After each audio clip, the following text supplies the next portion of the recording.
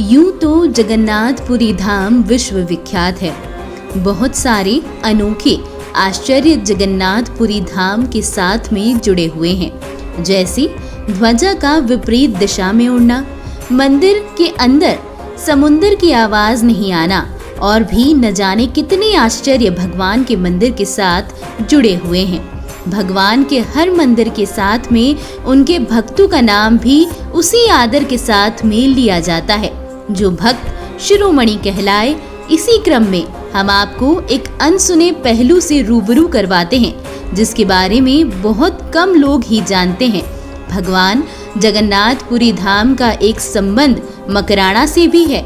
राजस्थान राज्य के नागौर जिले का एक छोटा सा स्थान मकराना यूं तो सफेद पत्थर व संगमरमर के लिए प्रसिद्ध है। यहाँ के पत्थरों का उपयोग ताजमहल में भी किया गया था, परंतु मकराना की पहचान मार्बल के लिए ही नहीं, मकराना कर्माबाई के नाम से भी जाना जाता है। कर्माबाई ठाकुर जी की बहुत बड़ी भक्त थी। हम आपके लिए आज इन्हीं कर्माबाई के प्रसंग लेकर आए हैं। शायद ही कोई जानता होगा कि जगन्नाथपुरी धाम में आज भी ठाकुर जी को सर्वप्रथम मारवाड़ की कर्माबाई का भोग ही लगता है। जी, आपने बिल्कुल सही सुना। मकराना के बगल में ही एक कालवा नाम का छोटा सा कस्बा है। इस कालवा में जीवन राम जाट और उनकी पत्नी रत्नी देवी रहते थे। वह दोनों भगवान कृष्ण के अनन्य भक्त थे, लेकिन उनके घर में कोई संतान नहीं थी। अपने प्रिय कान्हा जी से बहुत प्रार्थना करने के बाद जीवन राम के घर 1615 में कर्मा नाम की पुत्री का जन्म हुआ। कर्मा का लालन पालन बाल्यकाल से ही धार्मिक परिवेश में हुआ। माता पिता दोनों भगवान कृष्ण के अनन्य भक्त थे। घर में भी ठाकुर जी विराजमान थे। कान्हा जी को घर में रोज भोग लगता था और घर में नियमित कीर्तन होते ही रहते थे। कर्मा जब 13 वर्ष की हुई तब उनके माता पिता पुष्कर की यात्रा करने गए। घर में विराजमान ठाकुर जी को समय समय पर भोग लगाने के लिए कर्मा को साथ में लेकर नहीं गए। रोज प्रातः ठाकुर जी के भोग लगाने की जिम्मेदारी कर्मा को दे दी गई। ठाकुर जी को भोग लगाने के लिए कर्मा ने बहुत सारा गुड़ और घी डालकर बाजरे से बना खीचड़ा बनाया। ठाकुर जी के आगे भोग हेतु रखकर मायूस कर्मा ने विनती भरे स्वर में गाया, थाली भर ने लाई रे खीचड़ो ऊपर घी की वाट की, जीमहो मारा शाम धनी जिमावे कर्मा बेटी जाट की। माता पिता मारा तीर्थ गया है न जाने कब आवेला, जीमो मारा शाम धड़ी जिमावे कर्मा बेटी जाटरी। लो जी, आप भोग लगाओ, तब तक मैं घर रोक काम करूं। कर्मा बीच बीच में आकर देखती कि ठाकुर जी ने भोग लगाया या नहीं, लेकिन भोग रूपी खीचड़ा वैसे ही पड़ा रहा।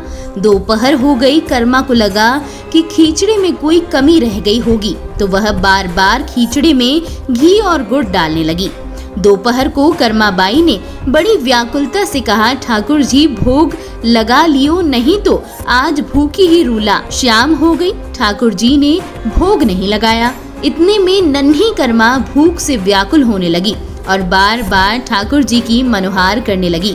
नन्ही कर्मा की प्रेम पुकार सुनकर ठाकुर जी की मूर्ति से साक्षात भगवान श्री कृष्ण प्रकट हुए और बोले, कर्मा तुमने तो पर्दो तो करियो ही नहीं, मैं भोग कैसे लगा दे तो। कर्मा ने कहा, बस इतनी सी बात, आप मने तड़के ही बोल देता भगवान। कर्मा ने तुरंत अपनी लुगड़ी यानी ओढ़नी से पर्दा करके हाथ से पंखा चलाने लगी। कर्मा की ओढ़नी की ओट में ठाकुर जी खीचड़ा खा के अंतर ध्यान हो गए। यह कर्मा का नित्य कर्म बन गया। रोज सुबह कर्मा खीचड़ा बनाकर ठाकुर जी को बुलाती और ठाकुर जी प्रकट होते। वह कर्मा ओढ़नी की ओट में बैठकर ही खीचड़ा जीम कर अंतर ध्यान हो जाते। कर्मा के माता पिता जब पुष्कर तीर्थ से वापस आए तो देखते हैं कि गुड़ का भरा मटका खाली होने के कगार पर है और पूछने पर कर्मा ने कहा कि मैंने नहीं खायो, गुड़ तुम्हारा ठाकुर जी खा दो। माता पिता को लगा कि गुड़ कर्मा ने ही खाया है, पर अब झूठ बोल रही है अगले दिन कर्मा फिर खींचड़ा बनाकर ठाकुर जी की मनवार करती है, तो ठाकुर जी ने प्रकट होकर फिर खींचड़े का भोग लगाया। माता पिता यह दृश्य देखकर अवाक रह गए और देखते ही देखते कर्मा बाई की ख्याति संपूर्ण मेवाड़ व राजस्थान में फैल गई। जगन्नाथपुरी के पुजारियों को जब इस बात का पता चला कि मेवाड़ के नागौर में मकराना के कालवा गांव में रोज ठाकुर जी पधारते हैं व कर्मा के हाथों से खींचड़ा जीमते हैं, तो वह कर्मा को जगन्नाथपुरी बुलाते हैं। कर्मा बाई जब जगन्नाथपुरी में खींचड़ा बनाकर ठाकुर जी को भोग लगाने लगी, तो ठाकुर जी पधारते तथा कर्मा बाई की लुगड़ी की आड़ में खींचड़ा जीम कर अंतर ध्यान हो जाते। यह नित्य क्रम तब तक चलता रहा जब तक कर्मा बाईसा का जगन्नाथपुरी में स्वर्ग लोक गमन नहीं हो गया।